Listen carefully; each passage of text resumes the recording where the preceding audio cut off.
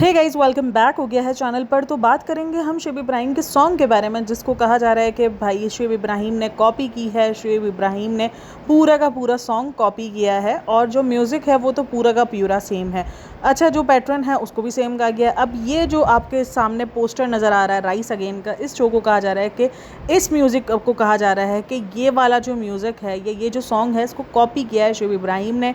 चाहे इसका पैटर्न हो, चाहे वो उसका म्यूज़िक हो, वो सब कुछ शुएब इब्राहिम ने कॉपी किया है। अच्छा जी, अभी हम बात करते हैं जो राइस अगेन जो सॉन्ग है ये एक इंग्लिश सॉन्ग है। तो बेसिकली अगर आप देखोगे तो जो उसमें म्यूज़िक यूज़ किया गया है शुरू में, और वो भी इसी टाइप का रैप टाइप का ही सॉन्ग है, ठीक है ना। रैप टाइप में ही आपको वो सॉन्ग भी नज़र आएगा और वो थोड़ा मोटिवेशनल और इस तरीके का सॉन्ग है। तो और जो शुएब इब्राहिम का सॉन्ग है वो थोड़ा सा सैड सॉन्ग है और उस टाइप का सॉन्ग है। तो ये सॉन्ग जब आया था तब लोगों ने जो है वो इन दोनों सॉन्ग्स को जो है, मतलब इन दोनों सॉन्ग्स की बात कर रही हूँ, इस सॉन्ग को ये लेकर बात की थी कि भाई जो इसका वीडियो है और जो इसका सॉन्ग है वो डिफरेंट है। अगर आप इस सॉन्ग के कुछ पार्ट्स, जैसे पूरा सॉन्ग तो मुझे रैप मुझे ज़्यादा नहीं पसंद है, लेकिन हाँ कुछ लिरिक्स ऐसे होते हैं ना जो आप सुनते हो तो आपको अच्छे लगते। तो उसका कुछ पार्ट है, जैसे तू साथ नहीं है का जो पार्ट है, जो आगे चलकर के तेरी याद और कुछ इस तरीके का वो सॉन्ग है, तो वो एक अच्छा लग रहा है। जो बारिशा बारिशा है, तो ये सॉन्ग मुझे लग रहा है टुकड़ों टुकड़ों में ज़्यादा अच्छा है बनस्बत, कुछ होते हैं ना कि लाइंस मशहूर हो जाती है, तो वो सॉन्ग टुकड़ों टुकड़ों में अच्छा है। और बाकी जो उसकी वीडियो है वो अच्छी है, लेकिन वो सॉन्ग जब आप एक साथ देख रहे हो तो वो आपको समझ नहीं आ रहा। मतलब ऐसा लग रहा है एक मशरिक जा रहा है तो एक मगरिब जा रहा है, वो वाला सीन ही आपको समझ में आएगा। तो अभी तक तो बहरहाल वो इस चीज़ पर कॉल आउट हो रहा था। अगर आप कमेंट सेक्शन भी देखोगे तो वहाँ पर यही सब कुछ है।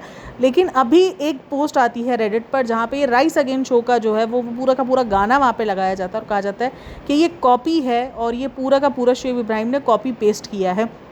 अच्छा, अब जो ये म्यूज़िक है ये बहुत ज़्यादा सिमिलर है। मैं बिल्कुल नहीं कहूँगी कि ये सिमिलर नहीं है। जो शुएब इब्राहिम का म्यूज़िक है और जो ये म्यूज़िक है वो बहुत ज़्यादा सिमिलर है। अब मेरा यहाँ पर ये क्वेश्चन है, देखो कभी कभार ऐसा होता है कि कुछ ना एक दो चीज़ों को अलग करके जो है, क्योंकि जाहिर सी बात है अगर कॉपी कर लिया है तो आपको तो वो जो सामने वाला जिसका ये म्यूज़िक है वो तो आपको किसी भी तरीके का जो है वो डाल सकता है, डिफेमेशन या क्या होता है वो, कॉपीराइट या जो भी होता है वो आपको दे सकता है, आपको जो है वो केस कर सकता है आप पर कॉपी करने का, और आप फंस सकते हो। मतलब ऐसा नहीं है कि आप नहीं फंस सकते। अगर आप किसी का म्यूज़िक कॉपी कर रहे हो तो ऐसा नहीं कि आप बच जाओगे, भले वो क्रिएटर कहाँ का भी हो, कहाँ का भी वो सॉन्ग हो, लेकिन आप जो है वो फंस सकते हो, आपके लिए मुश्किल खड़ी हो सकती है।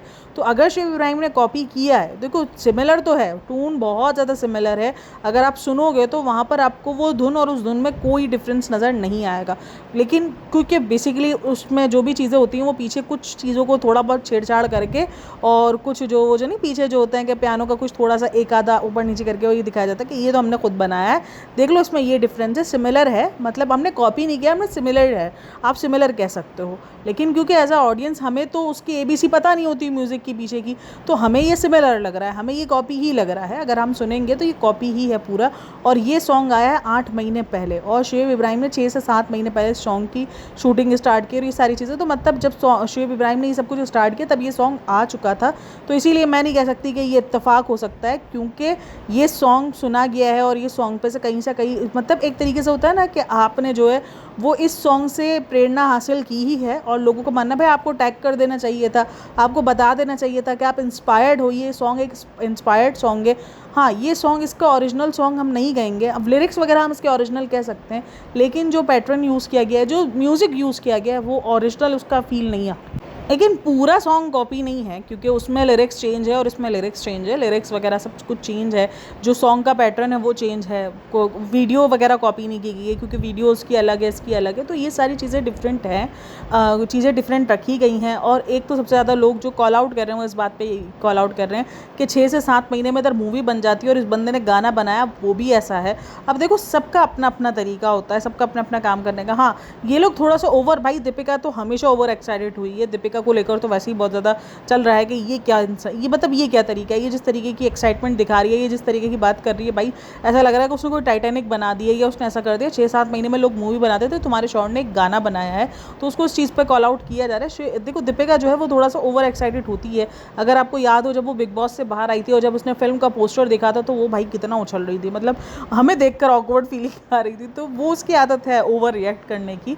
बिल्कुल 6 से 7 महीने एक ज़्यादा टाइम होता है। अब तो फिल्में में बन जाती हैं 6 से 7 महीने में, लेकिन खैर वो उसके अपना रहा है, उसके अपने काम करने का तरीका, और वो उसका अपने प्रोडक्शन हाउस है, तो वो उसने अपने तरीके से, उसको आप लेज़ी कह सकते हो कि भाई वो अपने काम में लेज़ी रहा है, और वो अपने काम के अंदर जो है, मतलब एक होता है ना कि आपने 2-3 महीने के अंदर एक सॉन्ग, 2-3 महीने भी ज़्यादा है, वरना इधर तो एक दिन में शूटिंग हो जाती है, फिर एडिटिंग वगैरह में थोड़ा टाइम जाता है, और फिर मतलब चीज़ें बहुत ज़्यादा फटाफट नहीं होती, लेकिन जितना टाइम शुएब इब्राहिम ने लिया है उतना टाइम भी नहीं लिया जाता जितना उसने टाइम लिया, 6 से 7 महीने का टाइम है। और फिर लोगों ने जो 6 से 7 महीने के बाद जो उसने दिया है आउटपुट, वो लोगों को बहुत ज़्यादा अजीब लग रहा है। अच्छा, और सबसे ज़्यादा जो बात हो रही है वो ये बात हो रही है कि इसके व्यूज़ अचानक कैसे बढ़ गए हैं। वो गाना तकरीबन मिलियन क्रॉस करने को आ गया है, जिस पर लोग कह रहे हैं कल तक जिस गाने पर 56,000 व्यूज़ थे और व्यूज़ नहीं आ रहे थे उस सॉन्ग पर, तो ये अचानक इतने ज़्यादा व्यूज़ कैसे आ गए कि उस गाने ने मिलियन क्रॉस कर लिए। और मिलियन क्रॉस करने के बाद भी ये गाना पहले नंबर पे क्यों नहीं आ रहा? अगर आप कल प्रोडक्शन जाके सर्च करोगे तो ये गाना आपको 4th नंबर पे नज़र आएगा। मतलब मुझे थोड़ा सा अजीब लग रहा है। खैर, ये सारी बातें भी चल रही है। और एक चीज़ जो बहुत ज़्यादा और भी बात हुई है कि दीपिका कक्कर को जब शूट के टाइम पे देखा गया, तो लोगों का सवाल है, भाई आपका शौहर इतना ज़्यादा रोमांटिक सॉन्ग बना रहा, इतना ज़्यादा तो खैर वो नहीं है, मतलब मैंने इससे ज़्यादा रोमांटिक सॉन्ग देखे हैं, मैंने इससे ज़्यादा रोमांस देखा है। इवन जो उसका रब ने मिलाई धड़कन जो उसने बनाया था, उसके अंदर भी बहुत सारा रोमांस था उसका दीपिका कक्कर के साथ।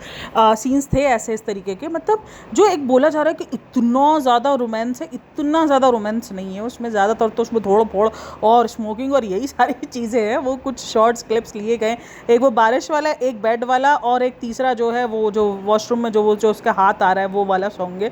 मतलब उसमें ये 2-3 जो है वो क्लिप्स इंक्लूड किए गए हैं, लेकिन बहुत सारा जो कहा जा रहा है, बहुत सारा में मतलब अगर 4 मिनट का गाना है तो 3 मिनट का अगर ये सारी चीज़ें, तो उसको आप बहुत सारा बोल भी सकते हो। मतलब ये एक छोटे छोटे से क्लिप हैं, बस इसी तरीके से क्लिप ऐड किए गए हैं। तो ये सब कुछ है। बहरहाल इतना ज़्यादा रोमांस तो नहीं है इस गाने में कि हम बोलेंगे बहुत ज़्यादा रोमांस है, नहीं भाई, इससे ज़्यादा में मैंने रोमांटिक सॉन्ग देखे हुए कोई, मतलब ऐसा लोग फील कर रहे हैं कभी कभार कि जैसे किसी ने रोमांटिक सॉन्ग देखा ही नहीं, और ये पहली बार शुएब इब्राहिम है जिसने रोमांटिक सॉन्ग बनाया है। भाई इससे ज़्यादा रोमांस वाले सॉन्ग देखे हुए हम सब ने।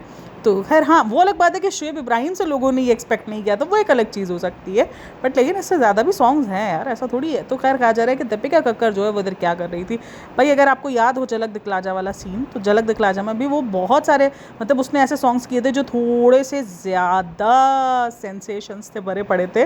तो ये मैं इसलिए ज़्यादा बोल रही हूँ क्योंकि वो सॉन्ग्स हमें पता है कि वो किस तरीके के थोड़े से, मतलब इससे मुझे लग रहा है कि इस सॉन्ग में जितना रोमांस है उससे ज़्यादा तो उससे झलक दिखला जा के बहुत सारे सॉन्ग्स ऐसे कर लिए थे जिसके अंदर बहुत ज़्यादा वो सेंसेशन वाले सॉन्ग्स थे और बहुत ज़्यादा उसमें रोमांस और सारी चीज़ें थी। तो उस सॉन्ग के टाइम पर भी दीपिका थी, और अगर आपको याद हो तो फराह खान ने भी जलील किया था कि भाई तुम नहीं आया करो, तुम्हारा जो हस्बैंड है वो बहुत ज़्यादा घबरा जाता है। अब यहाँ पे तो रीटेक होते हैं यहाँ पर ये सारी चीज़ें, और दीपिका कक्कर अगर आप देखोगे तो एक ही सीन में मुझे नज़र आई है, जो इसका वाइट वाला शूट हुआ है ना, उसमें ही वो ज़्यादातर मुझे नज़र आई है। जितनी भी उसकी क्लिपिंग है वो उस वाइट शूट में ही नज़र आई है।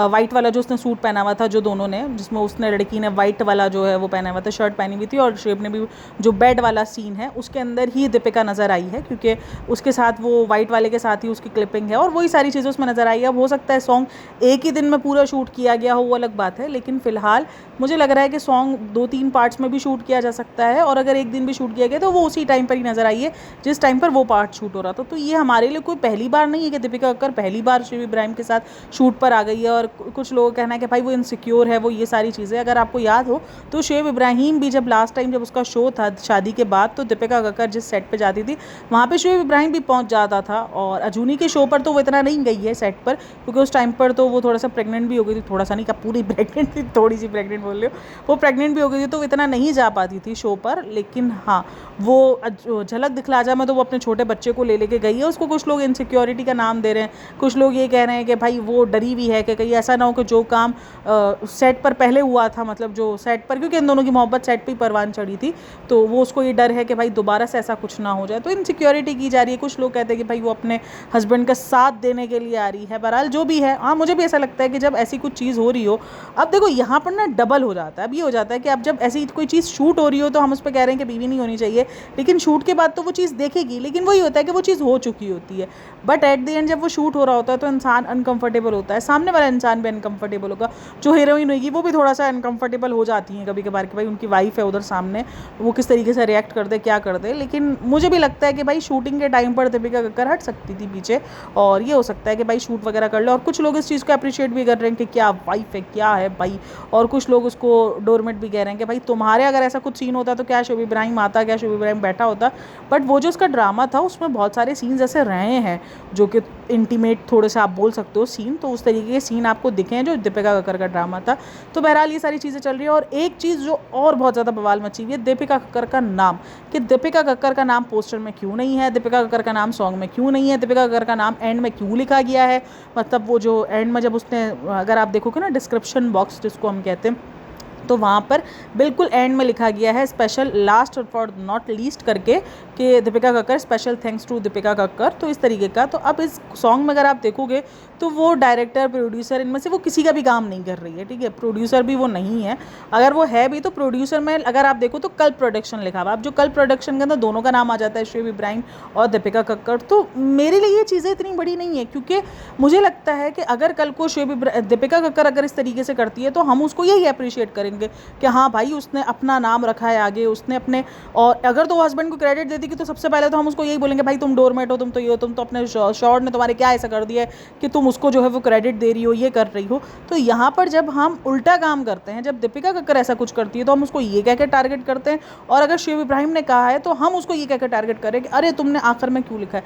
भाई जिस बंदी का सॉन्ग में है ही नहीं कुछ इन्वॉल्वमेंट, मतलब वो अगर आई है तो शूट पे एक आध मरतबा आई है, उसको कोई इन्वॉल्वमेंट ही नहीं है। हाँ वो प्रोड्यूसर है, वो अलग बात हो, प्रोड्यूसर में कल्प प्रोडक्शन ही है, अगर आप देखोगे प्रोड्यूस्ड बाय लिखा हुआ है तो वो कल्प प्रोडक्शन लिखा हुआ है, और डायरेक्टर इसमें इस दफ़ा कोई और है। लास्ट टाइम वाले सॉन्ग में तो शोएब इब्राहिम खुद डायरेक्टर था, तो इसमें तो कोई और डायरेक्टर है।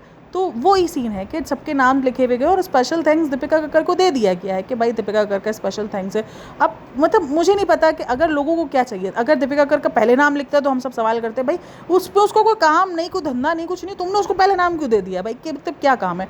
लोगों को लगता है ये अप्रिसिएशन है, तो फिर ये अप्रिसिएशन दोनों के लिए सेम होनी चाहिए। अगर दीपिका कक्कर सेम चीज़ करती है तो फिर हमें कहना चाहिए कि भाई दीपिका कक्कर भी ठीक है। जब हम दीपिका कक्कर को भी इन सब चीज़ों पर रॉन्ग कहते हैं कि तुम गलत हो, और कुछ लोग का मानना है कि जब दीपिका कक्कर करती है तो शोएब इब्राहिम को भी ये सब करना चाहिए, लेकिन हम जब दीपिका कक्कर ये सारी हरकतें कर रही होती है तो हम उसको कॉल आउट करते हैं इन सारी चीज़ों पर कि ये तुम क्या कर रही हो। तो फिर हम शोएब इब्राहिम से ये सब कुछ क्यों एक्सपेक्ट कर रहे हैं कि ये शोएब इब्राहिम करे।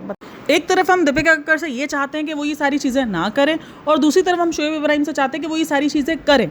मतलब यहाँ पर हम थोड़ा सा उलट है। अब देखो यहाँ पर ये पॉइंट ऑफ व्यू भी लोगों का हो सकता है, क्योंकि दीपिका कक्कर ये सारी चीज़ें करती है तो शोएब इब्राहिम को भी ये टिट फॉर टैट करना चाहिए, कि उसको भी ये सारी चीज़ों के अंदर ये सब कुछ करना चाहिए। लेकिन यहाँ पर बात ये है कि हम तो दीपिका को गलत ही कहते हैं इन सब चीज़ों में। अब जैसे इसने अपना एक वो सॉन्ग सॉन्ग नहीं क्या अपना जो है वो लॉन्च किया था लेबल DKI, जब उसने शोएब इब्राहिम को बेवजह का जो है वो क्रेडिट दिया था तो हमने ही उसको कॉल आउट किया था ना, ये कह करके बहन मतलब तुम अपने आप को देखो, तुम अपनी सारी चीज़ों को देखो, तुमने वो चीज़ों पे मेहनत की है और तुम सारा क्रेडिट लाकर जो है वो शोएब इब्राहिम के कदमों में क्यों ला रही हो।